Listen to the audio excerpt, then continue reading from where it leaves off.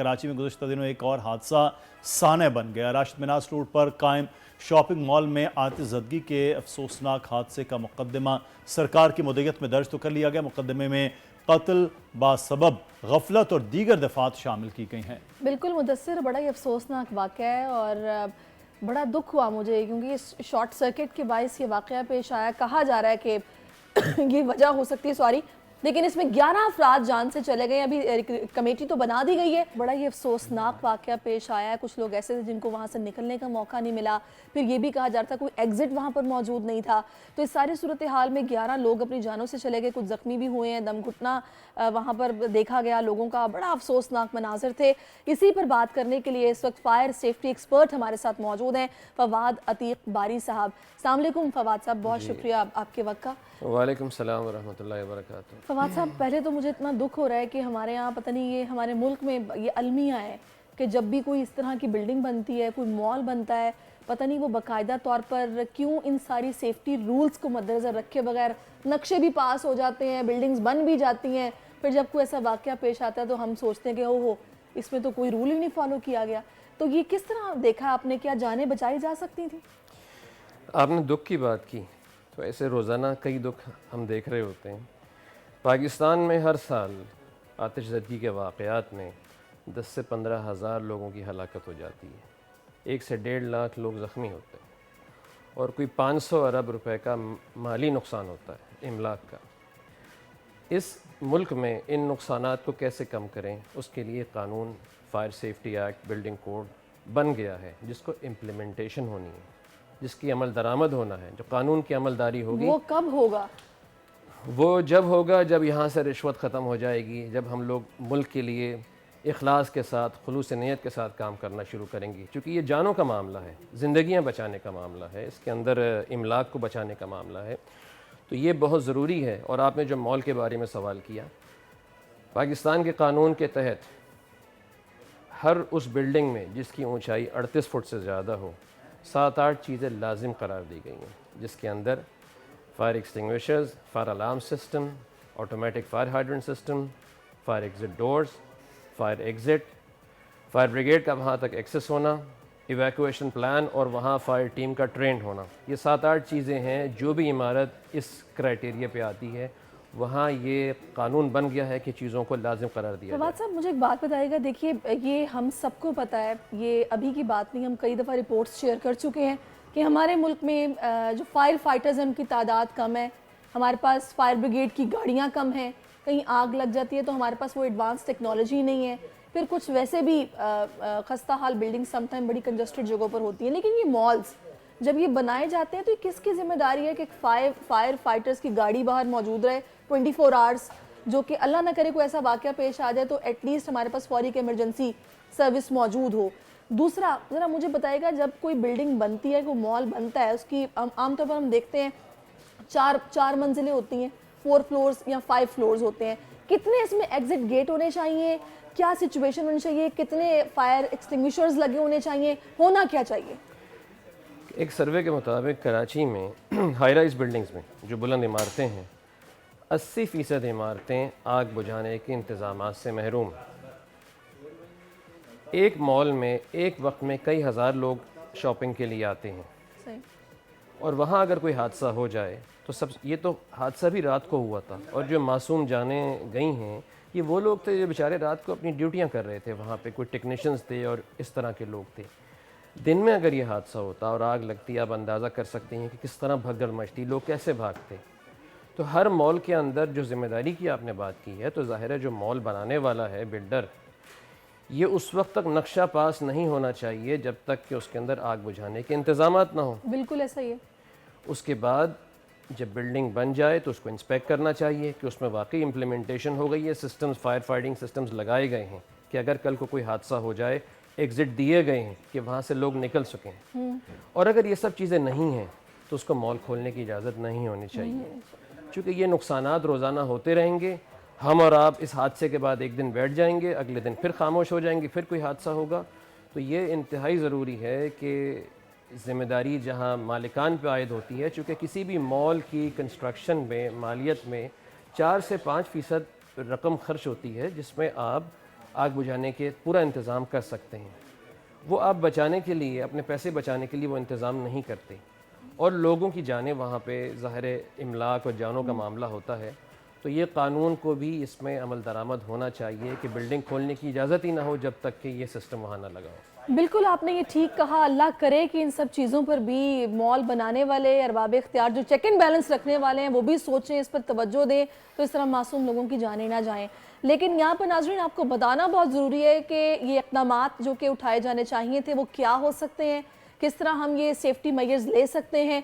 यही सब बताने के लिए इस वक्त मुदस्सिर के साथ एक टीम मौजूद है जो कि बताएंगे कि होना क्या चाहिए था। Over to you Mudassir.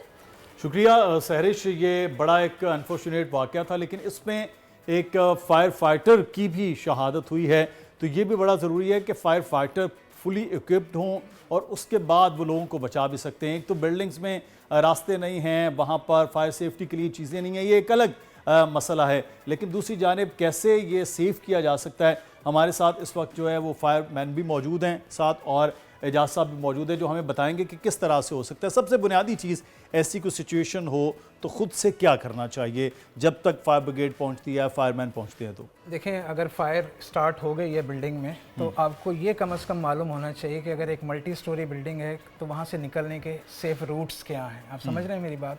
आप घर के अंदर हैं, आपकी फैमिली को भी ये मालूम होना चाहिए what to do in case of fire.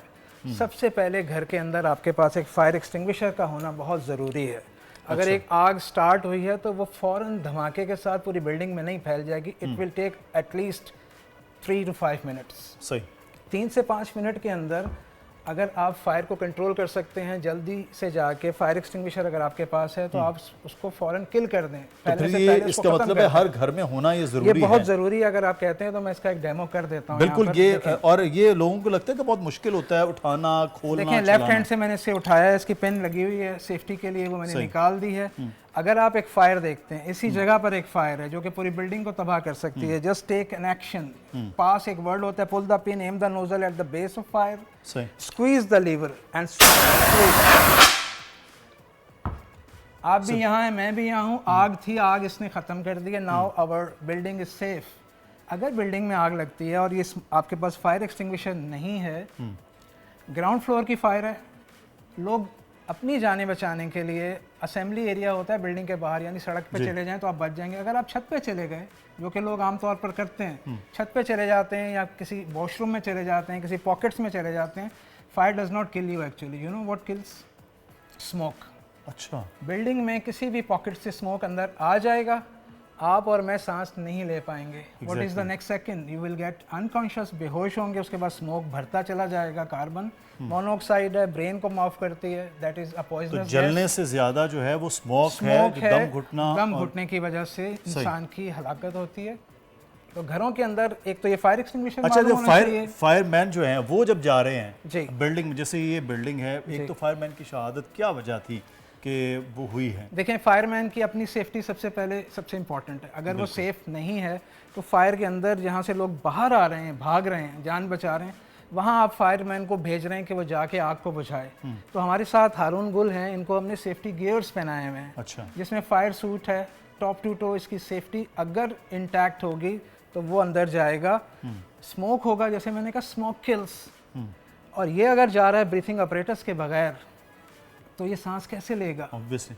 कोई अगर बहुत ब्रेव आदमी भी है, अगर उसने स्मोक इनहेल कर लिया तो सेकंड थॉट उसकी आएगी नहीं, मतलब आप सोच नहीं सकते कि वो दूसरा सांस लेगा। तो हम ये दिखा देते हैं इसने क्या क्या सेफ्टी मेजर्स लिए हुए हैं। आइए आगे आइए। क्या क्या सेफ्टी मेजर्स? देखें, एक तो सबसे पहले ये हेलमेट है, ये अमेरिकन हेलमेट है। इसकी इम्पैक्ट जो होती है क्रशिंग की बहुत हाई होती है। अगर कोई फर्ज करें फायर हुई, ऊपर लकड़ी की कोई प्रोडक्ट थी जो जली और नीचे गिर रही है, कोई सीमेंट का कोई पीस है जो गिर रहा है, अगर ये इसके सर पे आके गिर गया तो ये ही इज़ नो मोर, वो नहीं रहेगा। तो ये हेलमेट पहनेगा। हेलमेट के साथ इसने ये फायर रिटार्डेंट सूट पहना हुआ है जो 1000 डिग्री सेंटीग्रेड टेम्परेचर है, वहाँ कैसे जाएगा?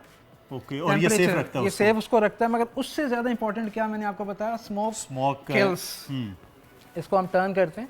देखें, इसने एक मास्क पहना हुआ है और ये सिलेंडर है जिसमें 1 आवर की एयर है। ओके। ये सिर्फ मास्क नहीं है, इसमें एयर है। और इसने ये मास्क पहना हुआ है, जब ये अंदर जाना चाहता है तो दो चीज़ें इसको अटैक करेंगी। One is smoke, other is heat. अभी यहाँ पर होगा 25 डिग्री 20 डिग्री आराम से खड़े हैं। यहीं पर अगर 100 डिग्री हो जाए वी कैन नॉट सस्टेन। हम बात कर रहे हैं 1000 डिग्री की। तो ये अगर उसके पास जाता है, किसी की जान बचानी है, कोई अगर इसने रेस्क्यू करना है, या अंदर फायर ऐसी है कि जो बहुत ज़्यादा फैल रही है, या कोई शॉर्ट सर्किट हो रहा है, तो मेन स्विच ऑफ करना है। मेन स्विच ऑफ नहीं किया तो शॉर्ट सर्किट तो बढ़ता जाएगा, मगर इसे आप कह रहे हैं जाओ और जाके इसको स्विच को ऑफ करो, सही। तो ये अपना सिलेंडर अच्छा, ऑन ये करेगा। मैं क्विकली ये जानना चाहूँगा, इसका मतलब ये है कि ऐसी बिल्डिंग्स में तो एक ट्रेंड फायर फाइटर भी कम से कम होना चाहिए, फुली इक्विप्ड। बिल्कुल सही आपने कहा कि जब फायर ब्रिगेड को आप कॉल करेंगे तो वो टाइम लेगी आने में, और मैंने कहा 3 से 5 मिनट का टाइम है। 3 से 5 मिनट में शायद फायर ब्रिगेड ना पहुंच सके। बिल्कुल। अगर आपने जिस तरह कहा कि अगर फायर ट्रेंड स्टाफ होगा वहाँ पर और वो ये सेफ्टी गियर्स उसके पास होंगे तो वो हेल्प कर सकेगा। देखें, 2 फ़र्क होते हैं। एक ब्रीथिंग अपरेटस है जो मैंने दिखाया, इसके पीछे सिलेंडर है जिसमें 1 आवर की एयर है। दूसरा, ये सिर्फ फिल्टर के साथ मास्क पहन लिया जाता है, जो कि होता है कि अगर जैसे आपके सहाफ़ी जाते हैं, कहीं पर एजिटेशन हो रही है और वहाँ पर आंसू गैस चल रही है, तो उसको फिल्टर करेगी। क्योंकि वो आदमी जो आपका स्टाफ मेंबर है वो ओपन एयर के अंदर, फायर के लिए जरूरी फायर के अंदर ये फिल्टर नहीं पहनेगा। सब बहुत शुक्रिया। ये जरूरी ये है कि आपके घर में तो कम से कम सिलेंडर, लेकिन ये जो बड़ी बड़ी बिल्डिंग्स में हम देखते हैं आग, उसके लिए बिल्डिंग्स की जो अप्रूवल होती है वहाँ से लेकर इन तमाम तर चीज़ों को ज़रूरी है ताकि लोगों की जान बच सके। जान से ज़्यादा कीमती कोई चीज़ नहीं हो सकती है। हम बात कर रहे थे सेफ्टी के हवाले से कि बिल्डिंग्स में आए दिन हम देखते हैं आग लगती है, लेकिन एक बड़ा इंपॉर्टेंट मामला है, वो है घरों के अंदर सेफ्टी का। मर्द हैं नहीं हैं, ख़वातीन हैं नहीं हैं, लेकिन जब आग लगती है तो कोई उसके सामने ठहर नहीं पाता है। तो घरों में सेफ्टी किस तरह से रखी जाए? एक सादा सा आग लग जाती है किसी भी तरह से, शॉर्ट सर्किट भी हो सकता है, चूल्हे से भी फैलती। देखिए, आग तो फायर एक्सटिंग्विशर से बुझाई जाती है। मेरा आपसे ये सवाल, पब्लिक से भी ये सवाल है कि आपके घर में आग बुझाने का आला फायर एक्सटिंग्विशर है? नहीं है। अब आप अंदाज़ा करें, अगर आपके पास फायर एक्सटिंग्विशर नहीं है तो आप आग कैसे बुझाएंगे? हम अपनी जो अवेयरनेस कैंपेन होती है उसमें एक बात कहते हैं, an extinguisher at hand is better than 2 fire trucks on the way. एक एक्सटिंग्विशर का हाथों में होना उन 2 फायर ट्रक्स से बेहतर है जो अभी रास्ते में हैं। तो सबसे पहले आपके घर में एक फायर एक्सटिंग्विशर होना चाहिए जिससे आप आग बुझाएं। दूसरी बात ये कि क्या आपको फायर ब्रिगेड का नंबर मालूम है? अक्सरियत को नहीं पता होता। अब नया नंबर जो है कराची में वो 1122 है। ये 1122 अभी यहाँ इब्तिदा है, कराची में शुरू हो रहा है। पंजाब में ये 20 साल पहले शुरू हुआ था। ये भी बड़ा अलमिया है इस शहर के साथ कि जहाँ टूटी हुई सड़कें, कचरे के ढेर, इंफ्रास्ट्रक्चर की तबाही, वहाँ फायर ब्रिगेड का निज़ाम भी इतना ही कमज़ोर होता है। तीसरा मेरा सवाल ये है कि अगर खुदा ना खास्ता आपके कपड़ों में या मेरे कपड़ों में आग लग जाए तो आपने क्या करना है? आपको मालूम है? नहीं।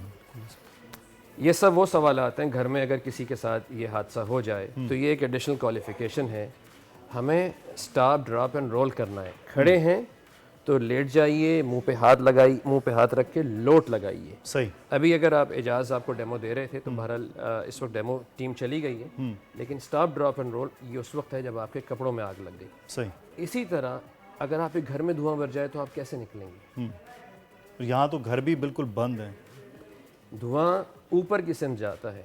सही। आपने क्रॉल करके, बेबी क्रॉल या फौजियों की तरह क्रॉल करके जो है कोनियों के बल रेंगते हुए उसमें से निकलना है, ताकि अमवाज जो होती हैं वो धुएं से ज़्यादा होती हैं, आग से कम होती हैं। तो धुआं अगर आपको एक दफ़ा लग जाएगा, आपने उसको कार्बन मोनोऑक्साइड को इनहेल कर लिया, सांस ले लिया, तो आपकी ज़िंदगी को ख़तरा हो जाएगा। तो इसलिए आपने रेंगते हुए जो है फौजियों की तरह उसमें से बाहर निकलना है। फिर अगला सवाल ये आता है कि अगर आपके फ्राई पैन में आग लग जाए तो आप क्या करेंगे?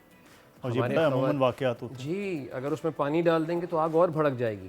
तो बेहतर ये कि फ्राई पैन की आग को या तो फायर ब्लैंकेट से बुझाएं या कोई सैंड मट्टी हो या उसके ऊपर कोई ढकना रख दें ताकि उसकी ऑक्सीजन जो है वो कट ऑफ हो जाए और वो बुझ जाए। इसी तरह आपके घर में अगर इलेक्ट्रिकल डिस्ट्रीब्यूशन बॉक्स है बिजली का, उसमें आग लग जाए तो आप क्या करेंगे? आपके पास फायर एक्सटिंग्विशर का होना ज़रूरी है, क्योंकि अगर आपने पानी डाल दिया तो वो आपके अपने लिए ख़तरनाक हो जाएगा।